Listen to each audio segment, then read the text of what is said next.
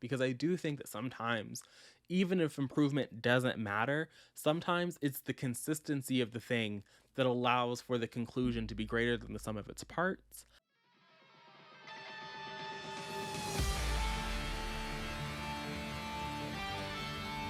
What is up, BookTube? It is Monty, and today I'm back again once again with another video. Today we're doing a series discussion. I'm going to attempt to untangle my complicated thoughts with the Poppy War and try and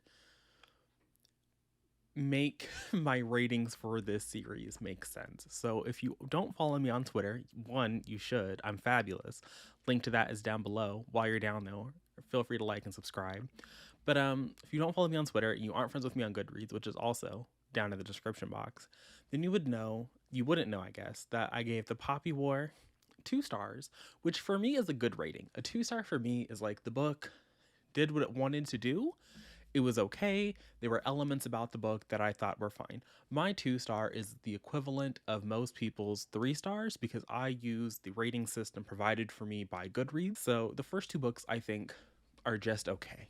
And The Burning God is the book that I really like, which I think is fascinating. I'm also down in the description. I'm going to leave a link to a lot, at least 3 or 4 of the author interview discussion type things that I watched before making this sit down video, which is another thing that I don't normally do. I read a book and I come here and I talk to you guys about it either in the form of a vlog or in the form of a review.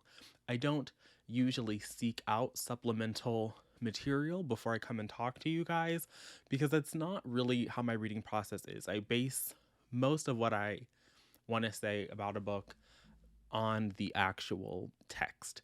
The only other times I've sought out third-party material was for my breach of peace discussion and I believe in my docile discussion. But in the author interviews and discussions that I watched where R.F. Kuang was sort of detailing her process writing the book and coming to terms with the series ending and how she always envisioned the arc of the series going, she said a couple of times in a couple of different places that The Burning God was always the book that she wanted to write, and that The Poppy War and The Dragon Republic were sort of a means to an end. She was always writing towards a destination and wanted to have these discussions, and she viewed The Poppy War and The Dragon Republic as kind of like the boring setup-y parts. And I think that is very obvious when you read the story, when you are in the series. I think that The Burning God is the book that poses the most questions, and they don't offer you a lot of answers, which I also, part of me is annoyed because part of me is definitely like, okay, I got through those boring books and I got to the book where you set up all of these really interesting questions, specifically in regards to the ending of the book, which I'm going to say now, if you haven't read the series, why are you here? I mean, I know why you're here because I oftentimes will watch people talk about books that I have not read, but do not come for me when I spoil things for you. Just so we're all on the same page, in case that wasn't obvious, there will be spoilers. But once you get to the end of The Burning God and we are now in a position where we have these really interesting questions that the reader is just left to sort of ponder and mull over. I think it was Tiffany, by the blog Read by Tiffany, but I did read her blog post about like the things you need to know going in to the Poppy War, and the spoilers were marked, but I was like, I just want to know the spoilers. Initially, when I was reading The Burning God and I knew that Rin was going to die, I was kind of annoyed because I think that it's an odd dynamic for me, for you to, in interview after interview and discussion video after discussion video that I've seen, want to talk about how Rin is like Mao, and then we have a situation where Rin dies. I think that Rin ultimately achieves her goal. So when I got to that part in The Burning God, I was like, okay, she achieved her goal, but she's not dead. Like, what is happening? And I think that in the in the point in the book, in the point in the series where Rin dies, it made sense narratively because it was very clear that Ren was out of her depth. And not only was she out of her depths, but it built into the sort of a lot of the conversations that Rebecca has had about the Burning God and about the series overall is the importance of myth making, and specifically how that plays into the events that occur in the Burning God.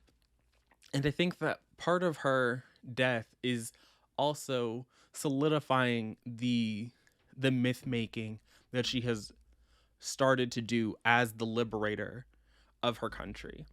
And it removes the possibility, well, I guess it doesn't remove the possibility, but it does, I think it strengthens the myth that she had been trying to build, because if people saw her as this mythic figure and then they had to see her failing to actually establish a country that was going to work, I don't know if that would have, I think that that would have ruined the myth. But the way that R.F. Kuang poses it is, you know what happens when Mao doesn't die. We don't know what happens if he does die. And I thought that was very interesting. I also think that it was important that she repeatedly highlighted that the Dragon Republic and the Southern Army that Rin eventually forms, they aren't entirely that different. They are both still dictatorships. They would still both have authoritarian elements, because what is that man's name? I want to say it's Viscera, but I listened to these audiobooks and I didn't hate Emily Wu Zeller, but me and the pronunciation of a lot of the elements in the story, we are just not on the same page. They really aren't that they would have essentially formed similar structures, but we see now that Rin was not in a position to be a leader. And I think that the point in the narrative that or at least the interpretation of the story that I disagree with the most with R.F. Kuang after watching a bunch of her interviews, is that she believes that at some point Rin stops becoming a puppet. And I'm not sure how I feel about that. I don't know if I entirely agree. I agree that when I think that's one of the strongest through lines of her character, is the fact that she is always willing to allow herself to submit to someone who she perceives having more power than her, because it does alleviate the angst that she feels about having to make these big decisions. So when Alton dies and she makes the decision when she's on Spear, and it's like she's at her lowest moment and she goes down into the temple, she thinks all is lost, but she realizes that the temple is underground, and she calls on the Phoenix and she destroys the Federation. I talked about this I think it was in my written review, or maybe it was in one of my daily vlogs. Everything is kind of blurring together for me, but it's a situation where those motives never felt like they were Rin's motives, and they felt like Rin was doing what she thought Alton would want her to do if Alton hadn't just sacrificed himself so she could swim across the channel. And then in the Dragon Republic, you see her becoming subservient to the Dragon Emperor, the Dragon Warlord, because again, she is still dealing with the ramification of committed genocide. And it was her rationalizing the genocide that she wanted to inflict, that she attempted to inflict. And for me, the stunning betrayal at the end of that book, where Nedra stabs her and is like, they're going back and forth, and she's like once again realizing that she is a puppet, she is a tool. The times in the story where Rin would realize that, I thought were silly, because I think that there seems to be this distinction where Rin would understand that she was a tool, that she was a weapon, that she needed to be pointed and aimed and to go for. And then there seemed to be times where Rin refused to view herself in that lens, and I could never understand why that was happening. A lot of the questions that Rebecca poses about what it means, how do you go from being a peasant to someone who commits genocide, the person that Rin is to leave Takani, to get into Sinigard, I feel like we never see that person again. I think that the person who we see dripping wax and pinching herself and doing all of those things, we don't really see again. So a person at Sinigard who, when Rebecca Kuang said that when Rin drank the potion and forcibly sterilized herself was an act of child abuse, I hadn't personally looked at it through that lens, So I'm gonna throw it out there in case you are like me and hadn't viewed it as that. But I do think that that's an accurate depiction of what happens. But when Rin is even that person, like even the person in Synagard who is willing to do this because she believes that it's the only way to get through what she is getting through, I feel doesn't really reappear for the rest of the series. I think that that person and the person who is willing to allow people that she perceives to have more power over her to aim her like a weapon are diametrically opposed.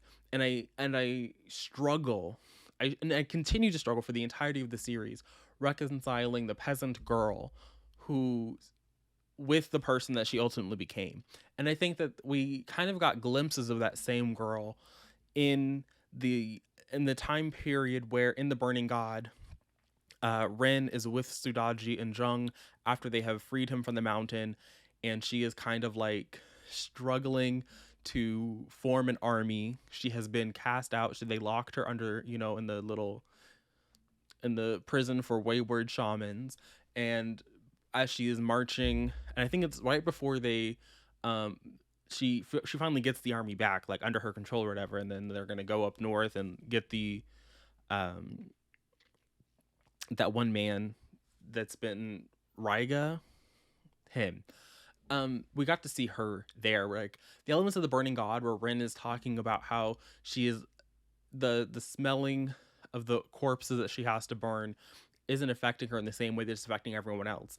In the moments where she's like she is enjoying seeing these men die at her hand, like those elements felt the most like the person who was willing to do anything that she could do to get out from under Auntie Fong. That I think is the one of the greatest downfalls for me, is that we were introduced to a girl who would do anything, and then it felt almost as though, even though she was getting this elite training to make her this perfect soldier, that was really just a means to an end.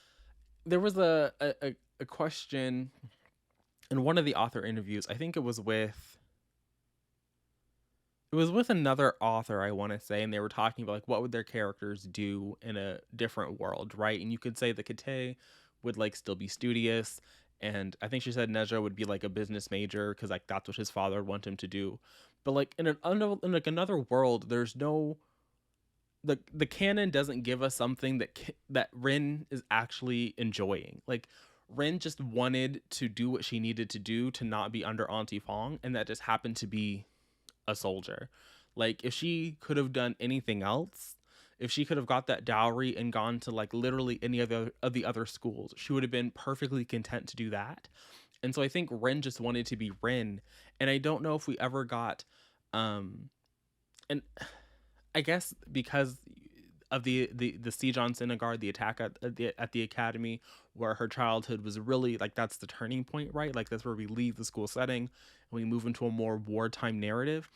Because we have this disruption, the narrative doesn't ever give Rin any other hobbies. She just isn't. And then I think the other part that really kills it about her entire personality being this good soldier is that she's an okay soldier. She's a decent soldier, but she is constantly prompted and pushed into these leadership positions that she's one not ready for, because one, these they're still children for so much of the story. They are very young people. Like this is a war torn country in her late teens. I think she ends the book at 21. So they're very young characters. So expecting the kind of worldly experience that would be necessary to handle these situations where even older characters are not necessarily the right fit for, is a lot. But also the narrative is always, I thought, very clear that Ren was not good in leadership positions. And even characters within the novel, the narrative was very clear, that no one really perceived her as a leader, and yet she was kept being pushed into these places because she had the fire. And because this kept happening, right? Like it wasn't a one-off thing. It was like, oh, Alton wanted you to lead the psych, and you could be like, okay, well, there's Spearleys, okay, sure, he had like a little soft spot for her. He wants her to lead the site, even though she has there's no reason for her to, right? And so then she kept continuing to fail in these leadership positions that she was given. And yet, characters will acknowledge, like, yeah, you're not really good at this. Like, you're kind of good at being with us, like, amongst us. But this whole, like, leading thing is not for you. And yet, they would still propel her and, like, push her and be like, yeah, you should go for this leadership position. You should keep fighting to get there. And I wish that we could have seen why. And I wish that the reason why wouldn't have just been like, I can make fire wings. Because the sooner she couldn't make fire wings, or she couldn't even hold fire in her hand, she couldn't do anything. It was kind of like, okay, well, the one thing you're good at, like, you can't even do. And the narrative had to continuously, stop her from being able to call the fire at certain times so that we could get other for like, and it was this battle of wills between my character is this really powerful person, but if they become super, and I do appreciate this is a delicate balance, right? Like this idea of my character is super powerful, and yet we still have to come up with a reason as to why they don't just like why this is a series. Why are they constantly losing battles? How do we maintain tension in a world where this character can call on the Phoenix? And I did appreciate that. So I do think it's a fine line, and I think that Rebecca Kuang was able to walk that fine line better than a lot of other authors. But at the same time, if the only way that we can walk the line is for her to just not be able to call the fire, or now, like, I don't know. I don't know how I felt about that. I also think that the pacing of these books continued to be an issue for me throughout my stay with the series. And I think the part of what I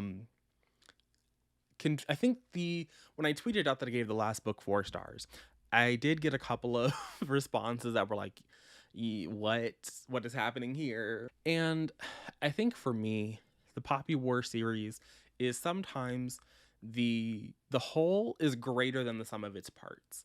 And I think that the Burning God is not so much a case for improvement mattering.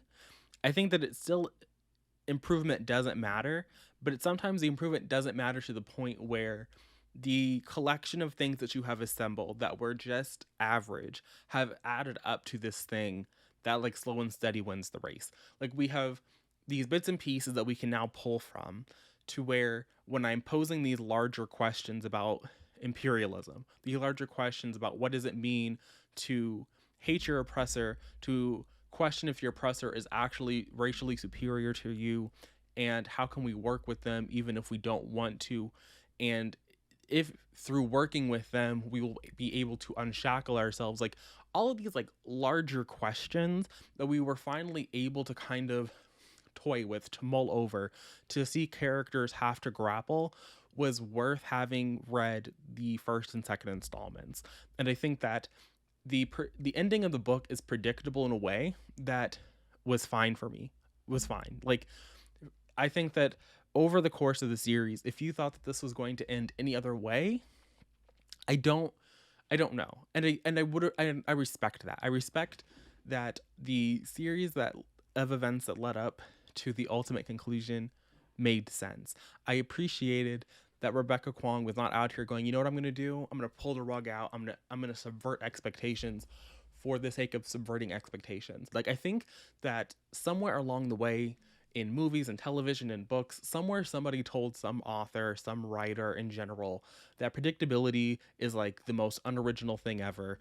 And I think that that's not true. I think that you can have a story that a reader can guess what's going to happen and still enjoy the experience. Like, the first 2 books in this series are enjoyable, despite the fact that I hate Rin, despite the fact that I don't like the pacing. I understand that again, it's another one of those balancing questions where it's like, do we need to know, like, we know that it's going to take them several months to march from here to here, or several weeks to get on their boat and go from here to here. So do I need to detail that time period, or can we reference that it took them a while? And I appreciate that we didn't spend, We spent a lot of time traveling, but I know that we could have spent a lot more. And so part of me appreciates the fact that we didn't spend as much time. But I also felt that there were just the reader in me that wanted, because we are in Rin's perspective, I think that having a couple of more pieces where it was a, because the traveling bits of the story are the quiet moments, right? Like they aren't these big battles, they aren't the aftermath of these battles. It's kind of like the lead up. It's kind of where you get to see characters be characters.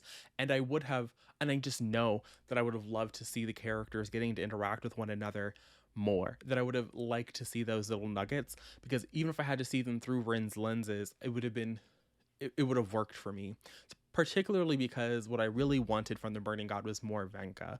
Venka to me, I think, is the actual best character in the Poppy War, hands down, because I think that overall her arc is really quite tragic, and I do think that she is the only person who was there for Rin, but also, I mean, she, I think that Kate is ultimately, I don't say just as responsible, but I do think that I think that Neja and Kate both had twists, like character moments that I again were part of why I wanted this to be multi-perspective.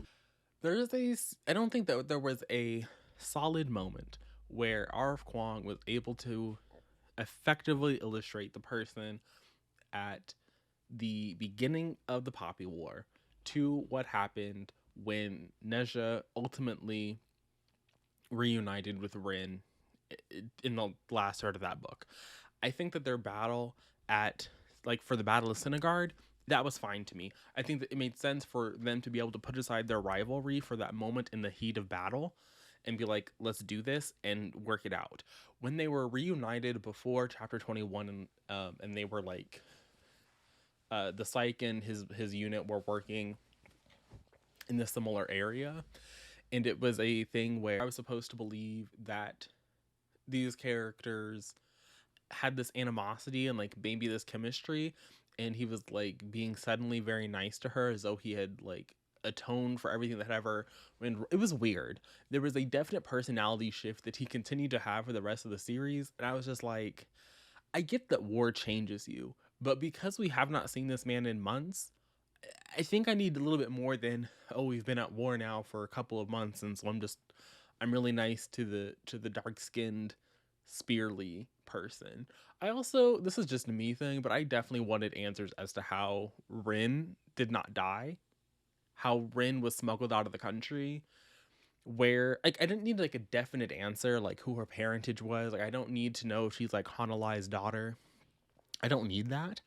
But what I did want was like, okay, we have an answer as to how Alton got out, but like Rin wasn't a medical experiment. So like, how did she survive the Spearly massacre? And I also think that if Rin was able to survive and not know that she was a Spearly because she just looked like the rest of the Southerners, doesn't that in turn like lend credence to this idea that there were other Spearleys in the South?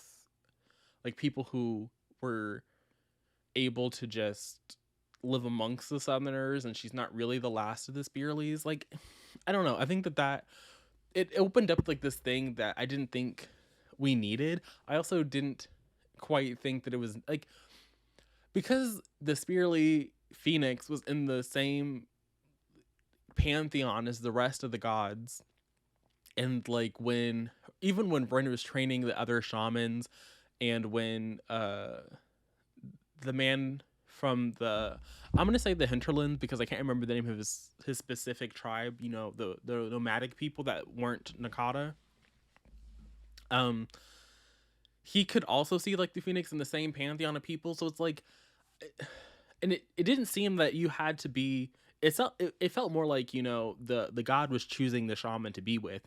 So part of me was like, does it matter that, you know, she's a Spearly? Because it, in the way that the book presented itself, like she could have just been a dark-skinned Southerner, and the Phoenix liked her because she was trying to find vengeance, like, and she was going, like, she wanted people to suffer and to burn, and so the god could have been like, I like you. I guess because Alton was alive, it made sense for it to be like, well, it's a Spearly connection, and that's why two people are calling on the same god, because everyone else, all the other powers we were seeing were from different gods. So that was it was a question that I don't need an answer to, but it was a question where I'm like, I want to ask this, like,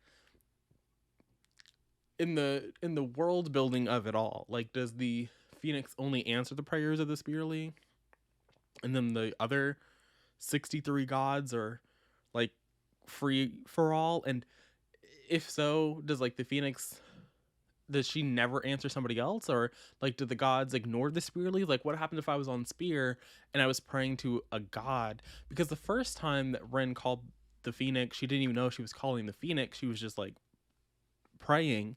So it's like, if I was a child on Spear and I was just praying, does that mean that, like the Earth God, the Earth Turtle guy, he couldn't answer me? Or the god that was giving the girl the poison power, or the girl that could heal people with their touch, or, the Viperess? Like, I couldn't call on those same gods. Like, it wouldn't work. We couldn't have that connection. Like, I have to use the Phoenix. I don't know. It posed a lot of questions that I never got answers to, that aren't that important, but it did make me think. And I also thought it was weird how, I mean, I don't say it was weird, but it just seemed like an odd thing, maybe a tiny bit, a little bit, to me personally. So those were some like nitpicky things that I wanted answers to, that I don't think would have fundamentally changed my perception of the book, specifically about Rin and Neja. As for Katai, Mr. Him, I I struggle with him, because I think that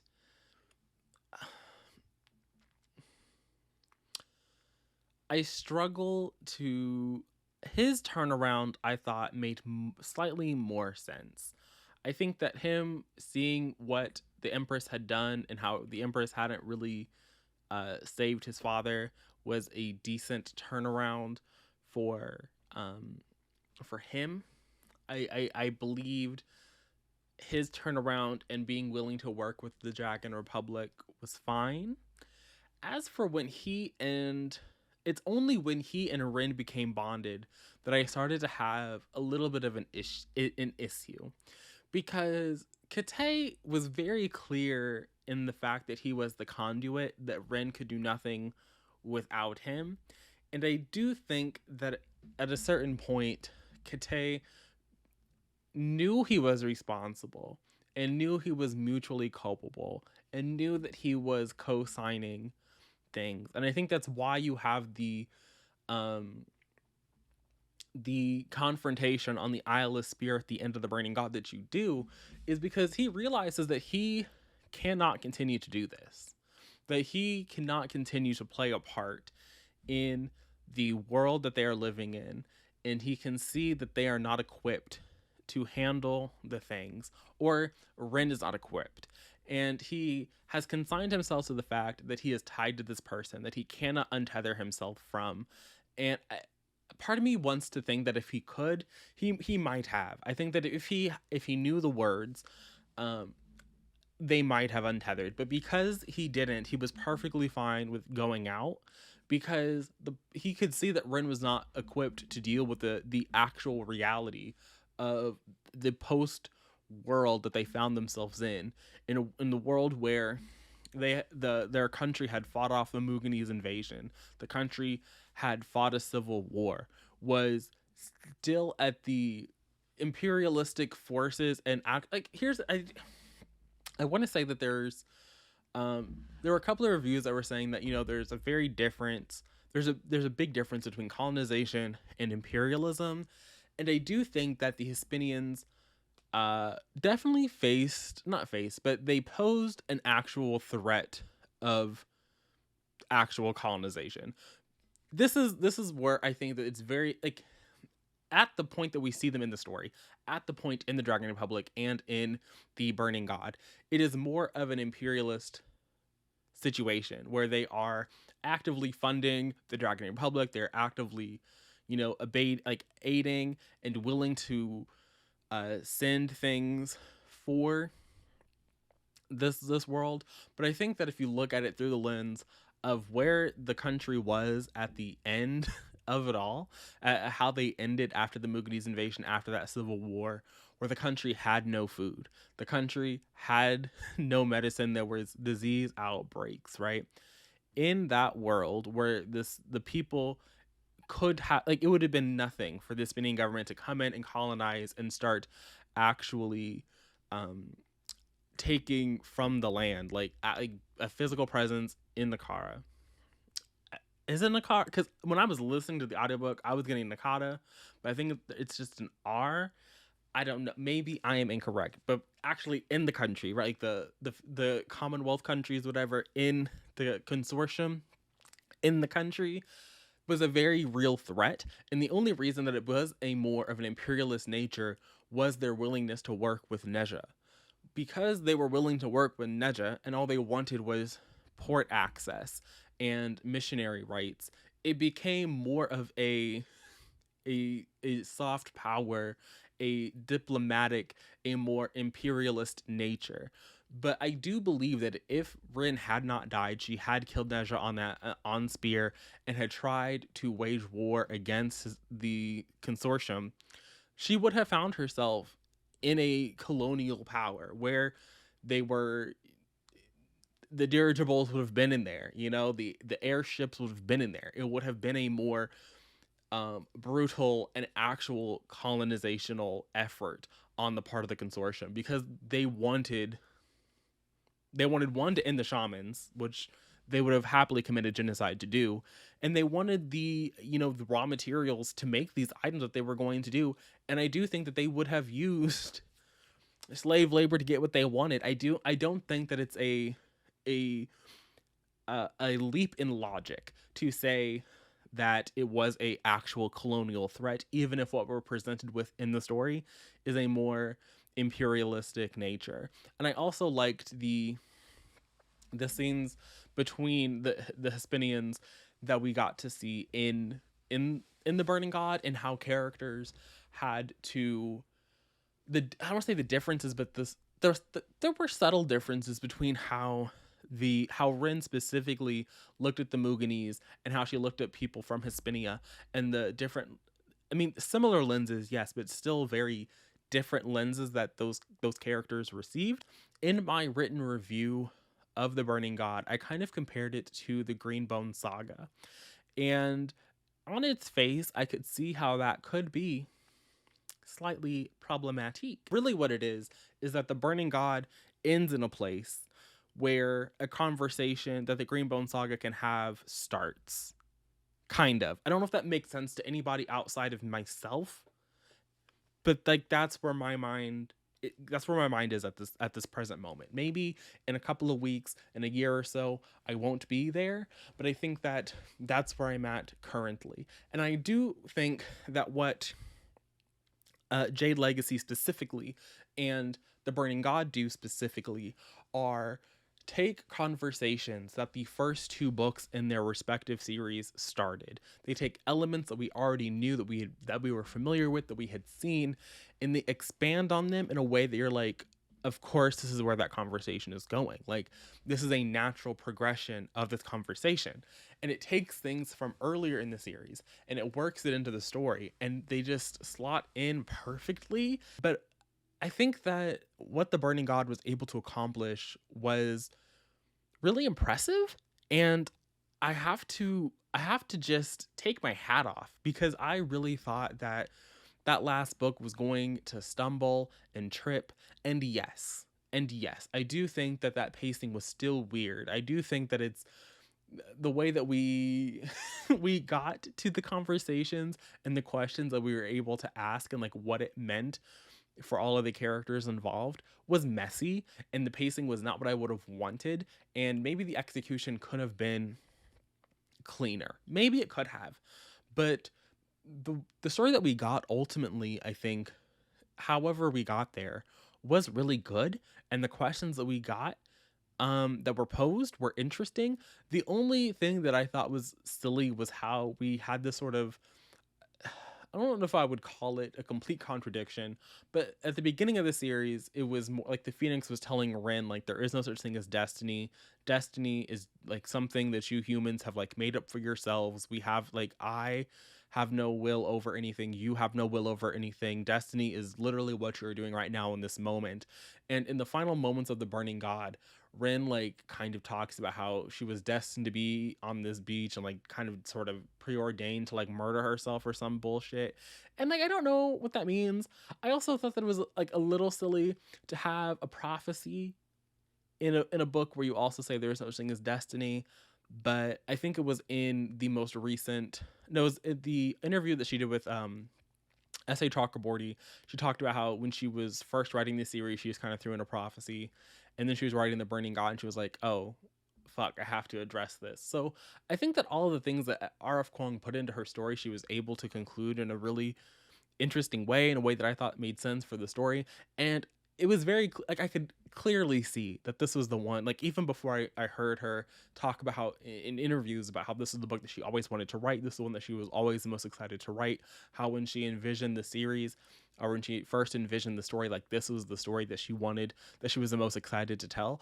I think that comes across. I think that the questions that are posed are the most are the ones that I'm going to be thinking about long after.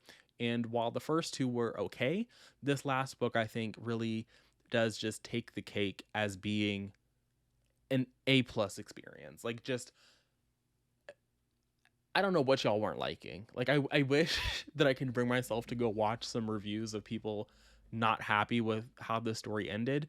And maybe, you know, I'll reread The Burning God one day and I won't have these same opinions, but where I'm sitting right now, I am happy to have read it, and I am intrigued, so intrigued to read Babel. Like when I was first reading the Poppy War and the Dragon Republic, I was like, God damn it, I'm not enjoying this. I don't like it here.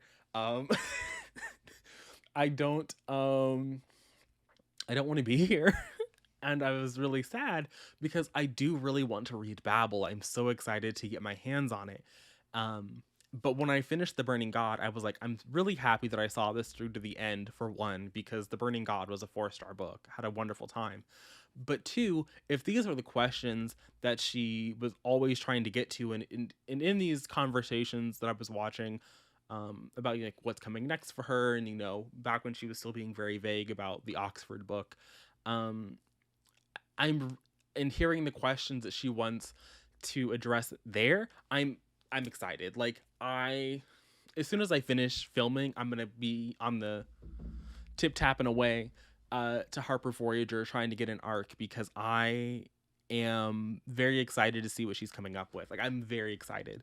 So that's where I ended, and I think this is another reason why I will continue reading 2-star books. Not all the time. Not all the time. But when I am having a good time and the book is a 2-star, I will continue on, because I do think that sometimes, even if improvement doesn't matter, sometimes it's the consistency of the thing that allows for the conclusion to be greater than the sum of its parts. So and this is one of those times. This was an A plus time. So if you've made it to the end of this video, you're a real one, because this is almost an hour I've been rambling. So hate that. But feel free to drop this emoji. Yes, we're gonna bring back my little thing. I haven't asked y'all to drop an emoji in a while, so I'm expecting to see it down there. But I will see all of you in my next video, whenever that happens to be. But until then, and until next time, bye.